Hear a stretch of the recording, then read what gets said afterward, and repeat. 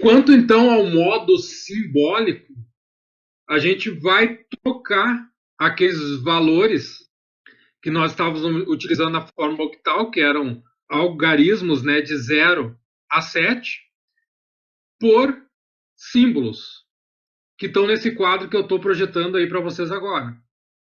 Então, ele é bem intuitivo. Em alguns momentos vai ser mais simples a gente utilizar o modo simbólico, outros momentos vai ser mais simples a gente utilizar o modo octal, e aí eu particularmente às vezes uso octal, às vezes uso simbólico, depende da situação. Então vocês vão ver que não é questão de optar por um ou por outro, eu acho que os dois são bem-vindos e podem ser utilizados na rotina aí do dia a dia administrando o sistema. Então, ali, como vocês estão vendo naquele quadro ali, a gente tem a classe do usuário, que pode ser representada pelo U para o usuário, G para o grupo, O para outros e o A para todas as classes. Então, por exemplo, se eu quero mudar a permissão de um usuário, eu vou usar a opção U, ou o símbolo U. Se eu quero mudar a permissão de um grupo, eu vou utilizar o símbolo G. Se eu quero mudar as permissões dos outros, eu vou utilizar o símbolo O. E se eu quero mudar para todos, né, para o UGO, que é o Hugo, eu vou utilizar o A. Se eu quiser inserir uma permissão, eu vou usar o mais. No caso aqui.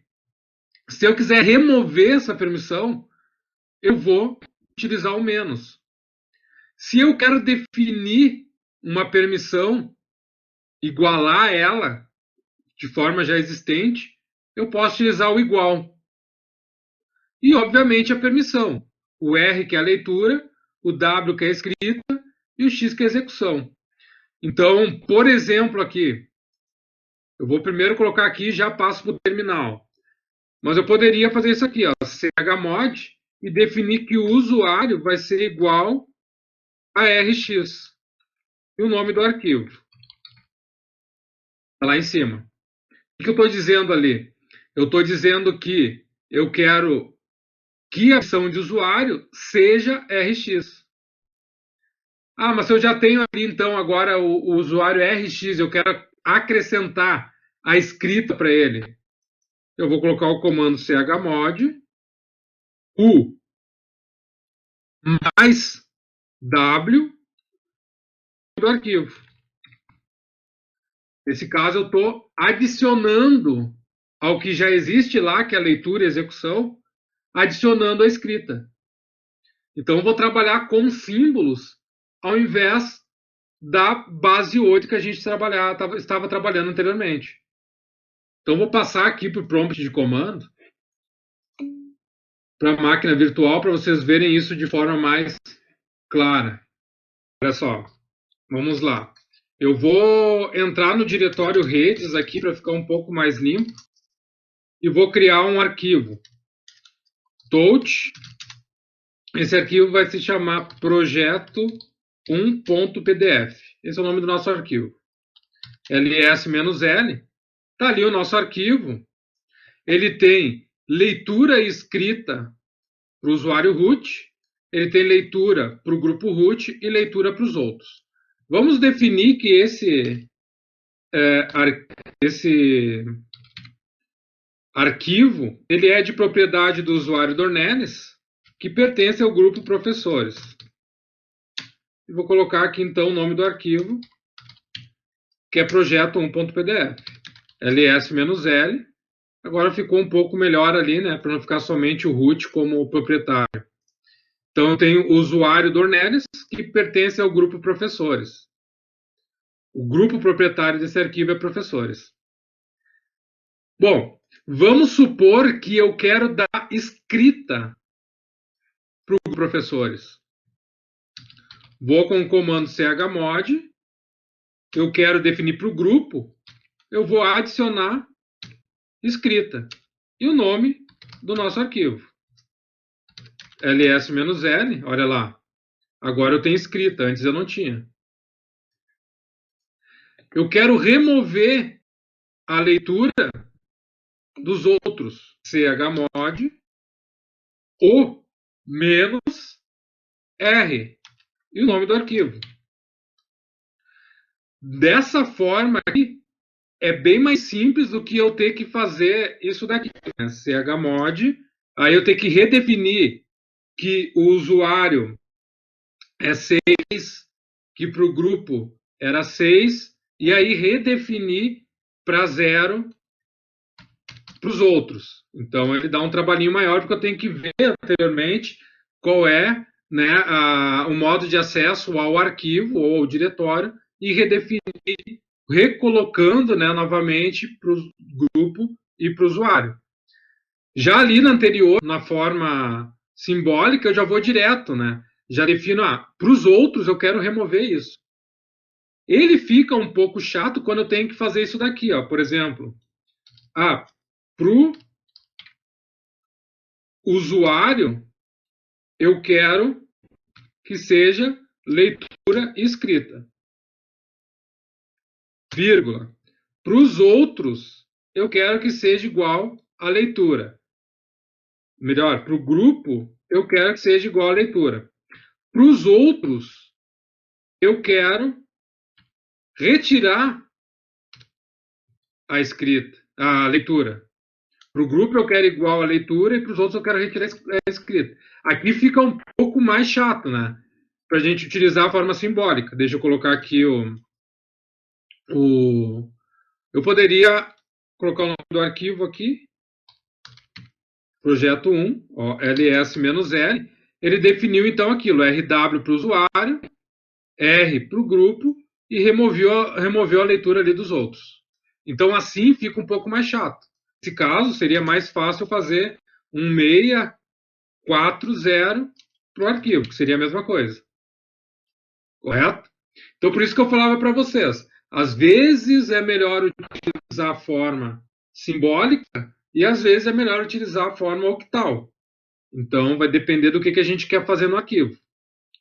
Qual é a diferença do igual para o menos e do igual para o mais?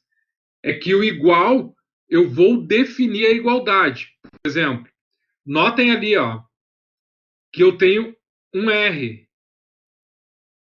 Se eu colocar assim, ó, chmod grupo igual a W, eu estou dizendo que ele vai ser o quê? Vai ser W. Olha lá. Ele remove o R e coloca o W. Então eu, eu quero igual a isso. Se eu colocar aqui o mesmo comando e colocar o mais R, ele vai manter o W, ó, e vai acrescentar o R. Então, igual, eu posso definir a igualdade. Eu quero que esse arquivo seja de acesso irrestrito para todo mundo. Chmod todos igual a RWX. E aí eu vou colocar o nome do arquivo aqui. ls-l. Ó. Então usei o todos, que é o A, e defini RWX para todo mundo. Agora, eu quero remover dos outros. Então vou direto nos outros. Outros menos RWX. Quero tirar a leitura, escrita e execução dos outros. E o nome do arquivo. ls-l. Ó, removi a leitura, escrita e execução. Mas se eu tiver um diretório aqui, mkdir, colocar aqui o nome do diretório de projetos, ls-l, aqui está o nosso diretório. Eu quero tirar a leitura e execução dos outros, a mesma coisa. chmod outros menos leitura e execução. E aí o nome do diretório, projeto, ls-l, tirei ali do projeto a leitura e execução. Então, o modo simbólico é isso, ele tem todas as opções. Então, se eu colocasse aqui para o diretório, deixa eu eu colocar aqui um ls-l. Se eu colocasse aqui para o diretório projetos a opção "-r", assim, significa que eu quero definir isso daqui para tudo que tem dentro, para o diretório projeto e tudo que tem dentro dele, de forma recursiva. Se eu colocasse isso daqui, significa que eu quero que só o que está lá dentro do diretório projetos e recursivamente, se tiver pastas, aplique isso daqui. Então, vai colocar no diretório projetos. Ele vai colocar no que tem lá dentro. Então, se eu colocar isso daqui, *.pdf, ele vai colocar a leitura e execução para os outros em todos os arquivos que têm extensão .pdf. Então, posso utilizar os caracteres Coringa. E aí, aqui, ó, voltando especificamente a executáveis, arquivos executáveis, para a gente finalizar essa parte.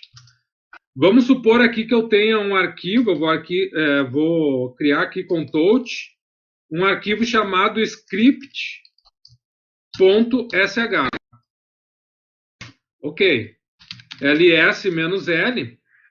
Esse cara aqui, vamos colocar alguma coisa dentro dele aqui, ó. Nano script.sh. Ele é um script em shell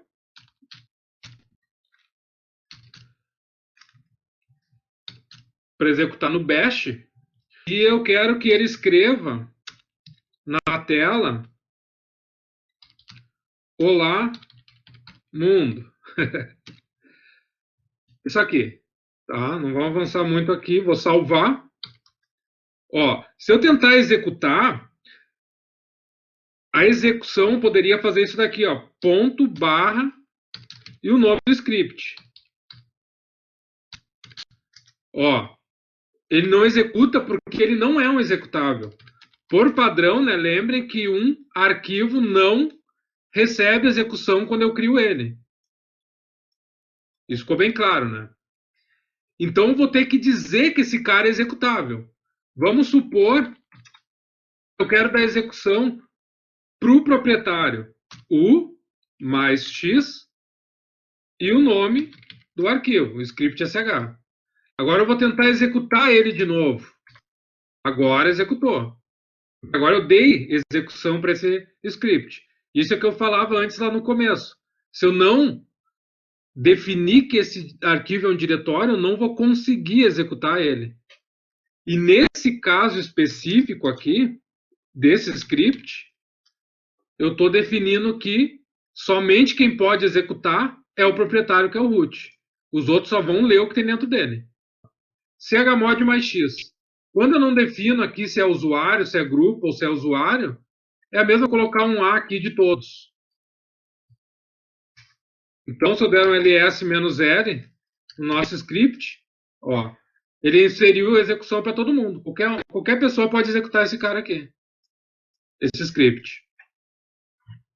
Então, o A mais X e só o mais X tem a mesma função, que é colocar, nesse caso, né, a execução para todos os usuários.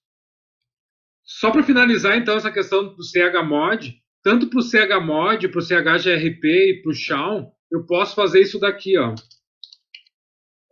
Executar o comando chmod, colocar assim, ao menos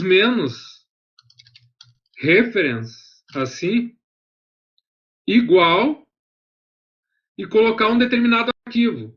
Sei lá, o meu script.sh. E colocar um outro arquivo aqui, por exemplo, projeto. Como é que é o nome? Projeto 1.pdf. O que eu estou dizendo? Eu estou usando as permissões do arquivo script como referência para me definir as permissões do projeto 1. Então, ls-l, ó, o que ele fez? Ele pegou as permissões do script e deixou igualzinha lá no projeto 1. Ó. Assim, não é muito usual. Eu particularmente não costumo usar, mas ele existe. E, de repente, numa prova de certificação, né? poderia cair algo desse tipo, assim, um comando totalmente diferente. Tá, mas o que faz isso, né? Ele faz exatamente isso, pegar como referência um determinado arquivo, o modo de acesso desse arquivo e definir para esse arquivo que eu estou mudando as permissões. Então, existe aí, e eu deixei lá no material para vocês. E aqui a gente encerra essa parte do chmod. E a gente vai passar para vai aumentar um pouco a brincadeira, chegando nos bits especiais. Lembrando que a gente trabalhou até agora com esses bits aqui. Existem 3 bits especiais. Então agora a gente vai ver o que são esses 3 bits especiais. Que é o set user ID, o switch, esse aqui. O set group ID e o stick bit.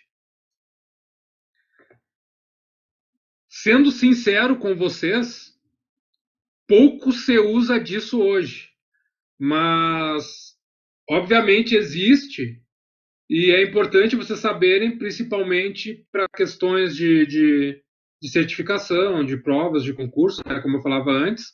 E também, algum deles ainda é possível vocês utilizarem no dia a dia, mas com bem menos frequência. SUID, SGID, StickBit. O que são esses caras? Tá? Esses caras têm uma função especial nos arquivos e nos diretórios. O set user ID, que é esse primeiro aqui, ele tem uma função de só em arquivos executáveis. Presta atenção. Só em arquivos executáveis. Por que isso?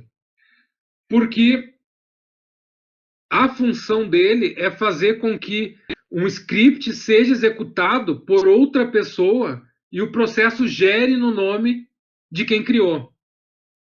Pode ter ficado um pouco confuso, mas vou mostrar na prática. Por exemplo, eu criei com o usuário root um script. Dentro desse script tem tarefas que são somente executadas pelo root. Ok? Se eu der execução para um usuário, por exemplo, Dornelles, e ele executar esse script, o processo, por segurança, vai gerar em nome do Dornelles. Então, tudo aquilo que o Dornelles pode fazer vai ser executado. Mas se tiver uma tarefa que só o root pode fazer, o que vai acontecer? Vai dar permissada. Entenderam? Então, quando eu executo um script ou um programa qualquer, o processo gera no meu nome, não no nome de quem criou aquele script dentro do sistema. Agora imaginem que, por exemplo, vocês criaram com o root esse script e querem que um determinado usuário execute ele como root. Olha o perigo disso, né? Eu quero que o Dornelles execute ele como se fosse o root e o processo seja gerado em nome do root. Eu vou ativar o switch. Só que aí, né, eu tenho que ter cuidado. Ele vai dar problema se eu der escrita nesse arquivo para essa pessoa. Porque olha o que eu estou fazendo. Eu estou dizendo, eu estou te dando execução, tu vai executar como se root fosse, e tu pode escrever nesse arquivo. Isso quer dizer que o cara pode colocar qualquer coisa lá dentro e executar o script. Então isso é perigoso. Obviamente, se eu der só a execução para ele vai executar só aquilo que diz respeito ao script. Mas tem que ter cuidado. Então, o switch ele faz isso. Ele permite que o processo de um executável qualquer seja gerado em nome da pessoa que criou, mesmo sendo executado por outros. Entenderam? Isso que o switch faz. O SGID, que é o próximo cara aqui, ele tem uma função semelhante, só que para o grupo. Quer dizer o quê? Eu posso definir que um grupo pode executar aquele script como se fosse o grupo proprietário. E o processo vai gerar em nome do grupo proprietário. Então, o SGID vai ter essa função de eu poder dar execução para um grupo e ela gerar esse processo em meu nome. O SGID, especificamente, ele tem uma outra função, que é de herdar o grupo proprietário de um diretório.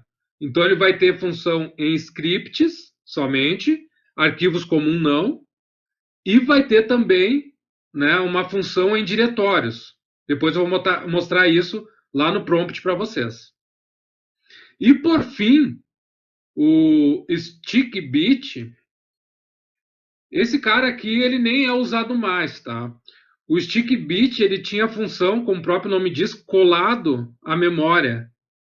Então, em tempos remotos, lá nos primórdios, que não se tinha toda essa estrutura aí nos sistemas computacionais, cache de processador, né, cache de memória, quando tu executava um determinado script, o processo era executado, e se tu fechava ele, esse programa, vamos pensar assim, o programa era totalmente descarregado da memória.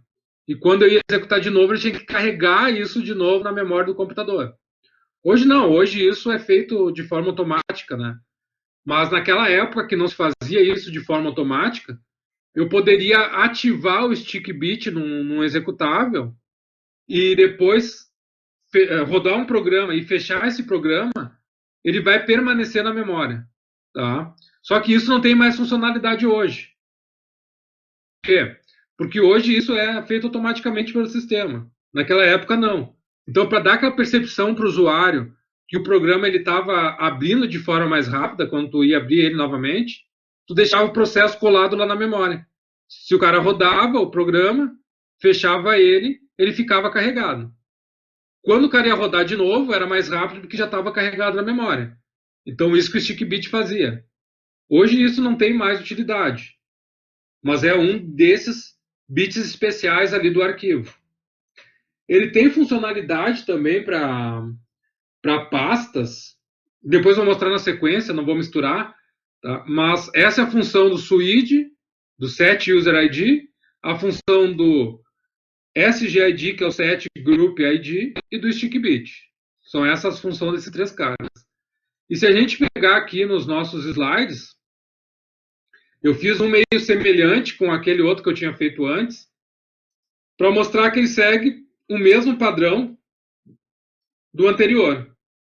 Ou seja, se eu quero ativar o SUID, que é aquele que eu vou permitir que um usuário execute o processo em meu nome, eu vou colocar o 4.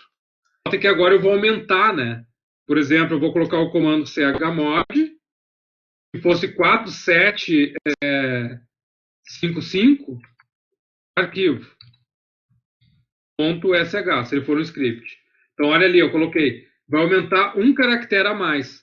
Então, onde eu tinha chmod 755, para dizer que seria permissão total para o usuário, leitura e execução para o grupo, leitura e execução para outros, eu vou acrescentar o 4 para dizer que eu quero habilitar o set user ID também. Entenderam?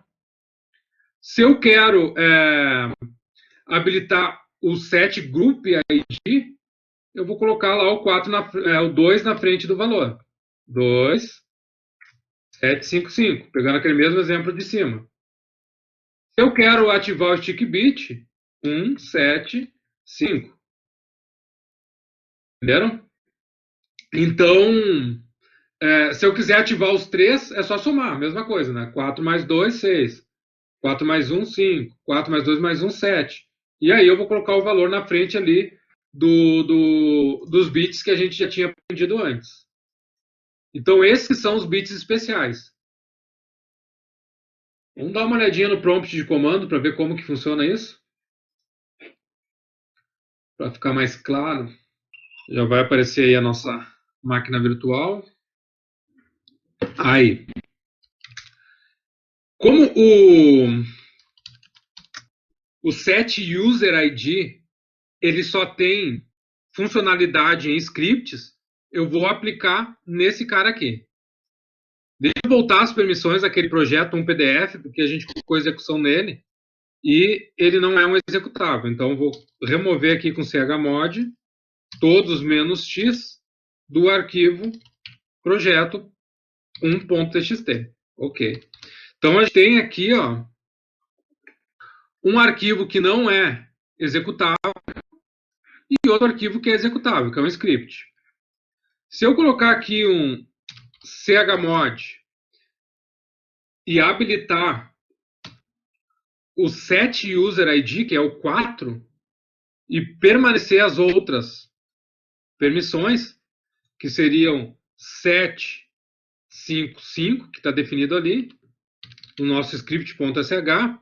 Quando eu der um ls-l, notem que vai ficar um s lá no começo, lá, ó. Ao invés de x, fica s. Isso significa que o setUserID, isso daqui, ele está ativado nesse arquivo, nesse executável. Então, o usuário dono é o root.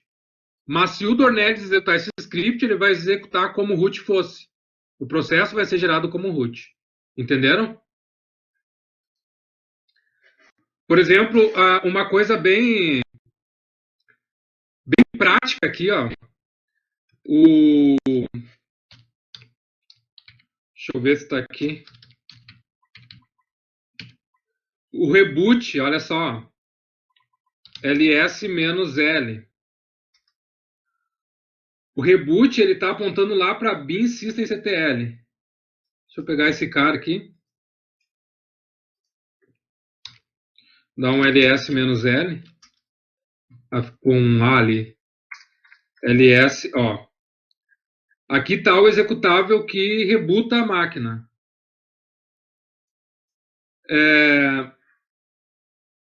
Em alguns sistemas, ele não permite que o root, por exemplo, que o usuário comum rebute a máquina.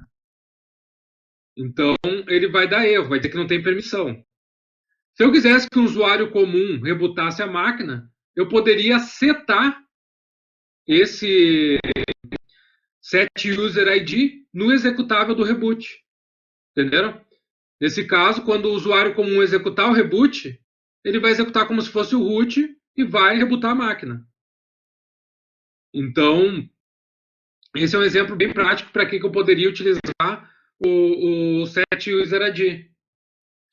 E quando a gente define o setUserID para um arquivo que não é executável, como por exemplo aqui o nosso projeto PDF, olha só, eu vou definir que ele, vou pegar o comando aqui anterior, ele não é executável, então eu vou colocar aqui para ele um 660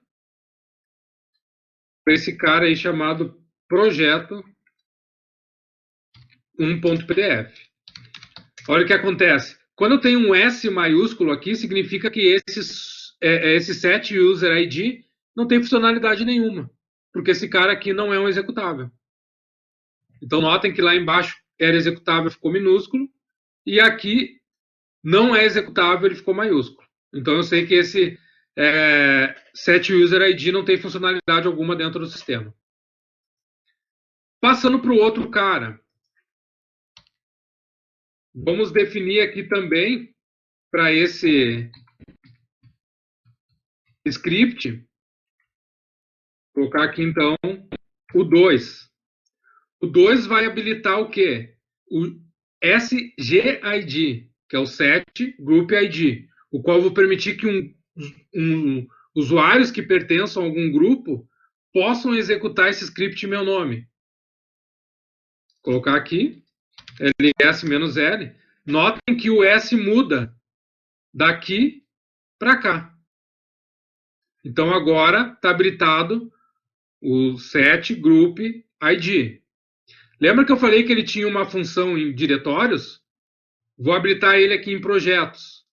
Primeiro eu vou mudar com chgrp e dizer que aquele projetos ali pertence ao grupo professores. Ok. Olha lá. Diretório projetos, grupo professores. Agora eu vou habilitar chmod com a mesma função aqui de setGroup ID, então ele ficaria assim: 4, 7, ali está definido 5 e 0.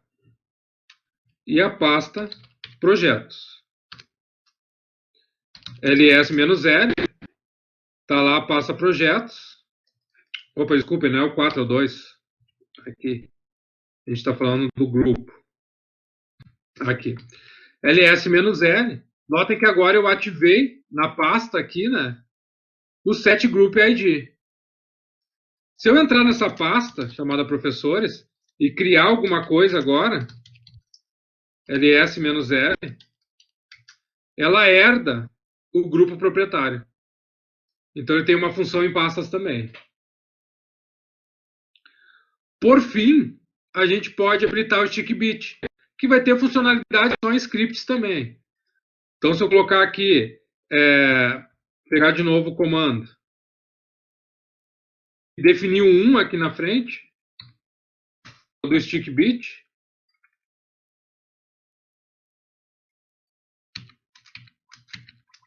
só tem que voltar um diretório atrás. Aqui, agora sim. ls-l, notem que ele vai colocar um T lá no final. Esse T significa que o StickBit está habilitado. E ele vai ter funcionalidade só em executáveis. Se eu colocar, por exemplo, lá no nosso arquivo projetos e definir aqui como 644, tirar a execução dele, notem que vai ficar um T maiúsculo aqui, ó. Por quê? Porque não tem funcionalidade nesse arquivo que não é executável. Então, esses são os bits especiais. Posso, para finalizar aqui, utilizar o modo simbólico. Se eu colocar assim, ó, U mais S e o nome do script, eu estou habilitando o SGID, o SUID, Set User Identification. Se eu colocar o G mais S, eu estou habilitando o SGID, que é para o grupo.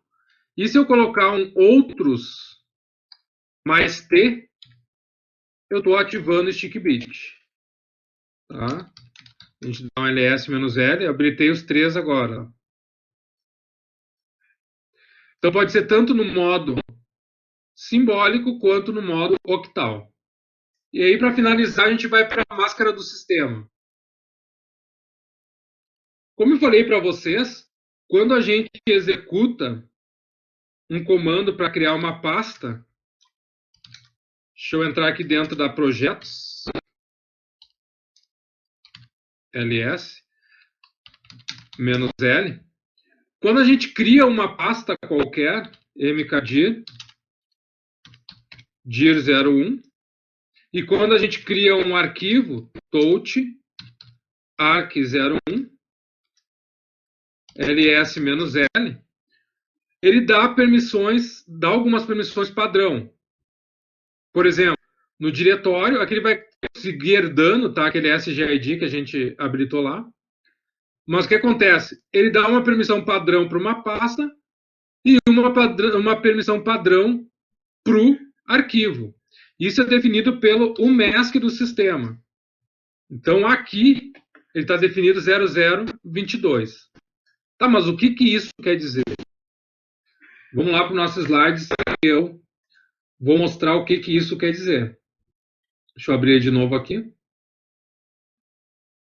Eu preparei um slide ali para explicar isso de forma mais clara. Então, o que a gente tem aqui como máscara? Olha só. A máscara padrão de qualquer diretório é 777. E a máscara padrão de qualquer arquivo é 666, porque o arquivo não precisa de execução. Certo? Isso é a máscara padrão. Quando eu defino a máscara do sistema, como, por exemplo, aqui o 0022, que a gente vê com o comando UMask, aqui, eu estou subtraindo esse valor de máscara da máscara padrão. Então, se eu pegar a máscara padrão de diretório, que é 777, e diminuir do 0022, lembrando que a gente tem o bit especial que não aparece ali em cima, né? Mas considere que tenha um 0 ali. Então, 7 menos 2, 5. 7 menos 2, 5. 7 menos 0, 7. Então, sempre que eu criar um arquivo e o sistema tiver de máscara 022, as permissões padrões desse arquivo vai ser RWX, RX, RX. Entenderam? Diretório, né? Para o arquivo, é 666. Então, se eu tenho a máscara definida para 022, eu vou diminuir do 666. 6 menos 2, 4. 6 menos 2, 4. 6 menos 0, 6. O que isso significa? Leitura e escrita para o usuário, leitura para o grupo e leitura para os outros. Então é daí que sai a máscara. Tá? A máscara eu subtraio da máscara padrão de diretório e da máscara padrão de arquivo. Entenderam? Então, se eu alterar a máscara, eu posso alterar como que vai ser criados os meus arquivos. Por exemplo, vamos pensar que eu definisse a máscara como 0027. Certo? O que eu vou fazer? Eu vou pegar aqui o 0777 e vou subtrair o 0027. Certo? Quando eu subtraio ali, o que eu vou ter? Eu vou ter o valor 7 menos 7 é 0. Aqui, deixa eu colocar aqui. 7 menos 7 é 0. 7 menos 2 é 5. E 7 menos 0 é 7. Então, eu vou ter 7, 5, 0. A minha máscara passa a ser isso. Então, sempre que eu criar arquivo, vai ser 0, 7, 5, 0. Isso colocando no modo de acesso seria RWX, R-X, traço. Os meus arquivos passariam a ser criados por padrão dessa forma. Vamos ver isso aqui no prompt ali, ó. Deixa eu pegar o prompt de comando. Aproveitando aqui enquanto carrega, não é aconselhável que a gente mude, né, a máscara do sistema. Exceto a gente pode fazer, por exemplo, vou criar alguns arquivos, quero com essa máscara, e aí depois eu retorno para a máscara padrão. Né? Porque, de repente, o sistema, eu mudei a máscara do sistema e estou criando arquivos com permissões diferentes. Né? Deixa eu compartilhar aqui a minha tela, então. A máscara padrão do sistema, ela é definida no sistema, mas a gente pode alterar. Isso que eu vou mostrar agora aqui, ó. Por exemplo, lembra que a gente criou duas pastas aqui, né? Deixa eu vou voltar lá para a raiz, estou muito bagunçado aqui. Lá para o root, tá? Eu vou criar aqui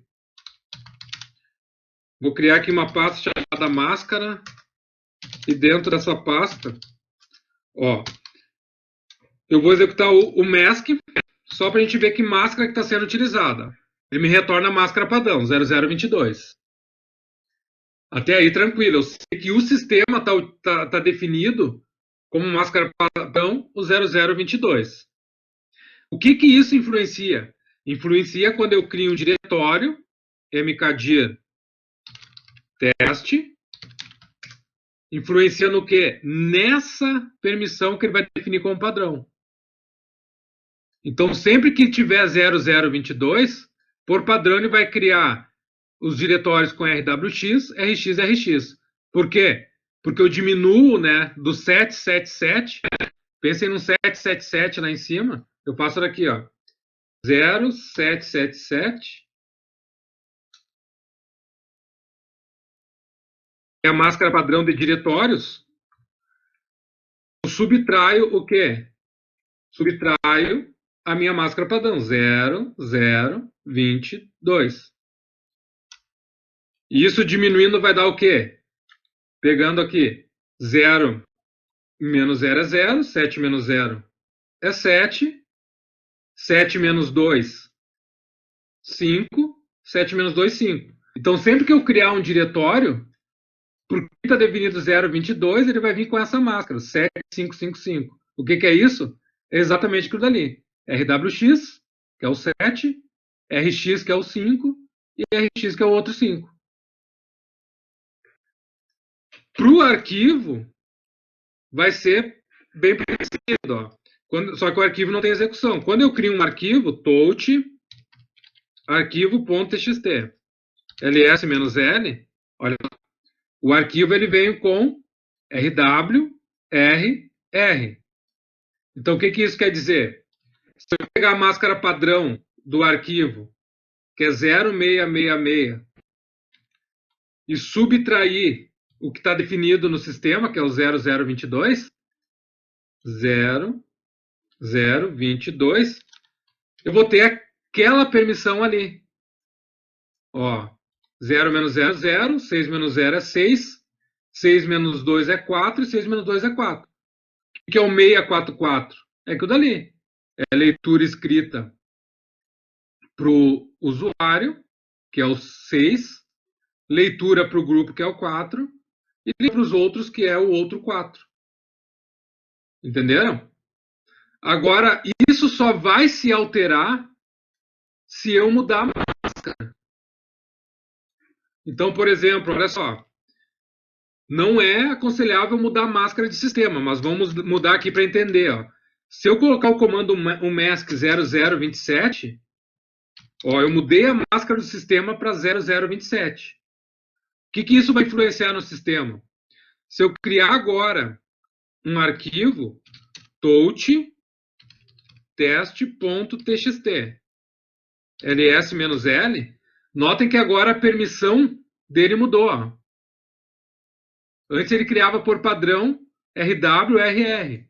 Agora ele cria por padrão RWR. Porque a máscara está setada para 0027. Então, como que eu vou entender isso?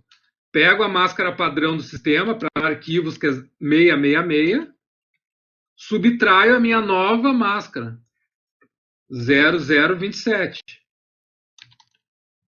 Então, 666 menos 027, eu vou ter 0, 6, 6 menos 2 é 4 e 6 menos 7 é 0, né?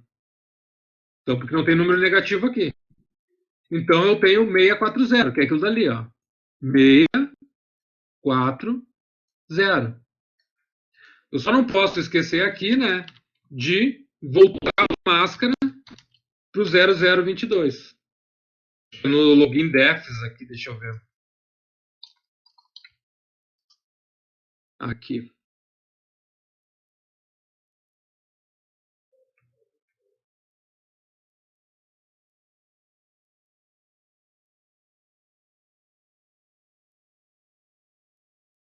Aqui, ó.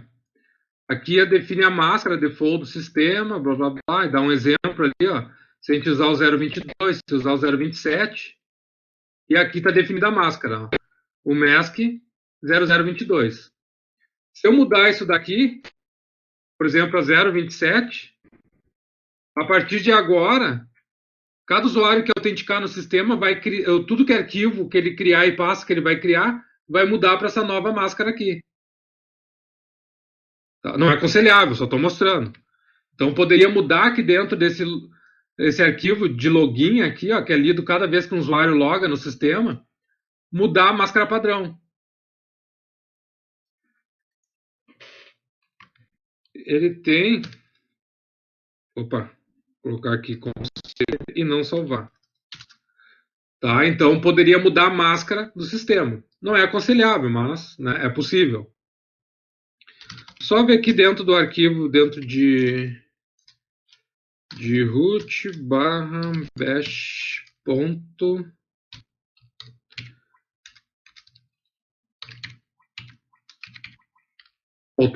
P, né? Bash RC. Ó, poderia mudar para o usuário. Não poderia poder mudar a máscara de um usuário apenas. eu quero que todos os arquivos que o usuário fulano crie, a permissão seja só dele. Eu venho aqui, né, e poderia definir que para esse usuário, isso na pasta, aqui eu estou na pasta do root, né, mas eu poderia ir na pasta do usuário e dentro do arquivo bash rc dele, colocar uma máscara personalizada para ele. Entenderam? Dentro desse arquivo bash rc lá da pasta home dele. Então, há algumas formas de fazer aí, né, de modificar isso. Então, isso que é a máscara do sistema. Certo, pessoal? Alguma dúvida em termos gerais aí, eu fico à disposição agora. E aí a gente encerra, então, essa parte de hoje.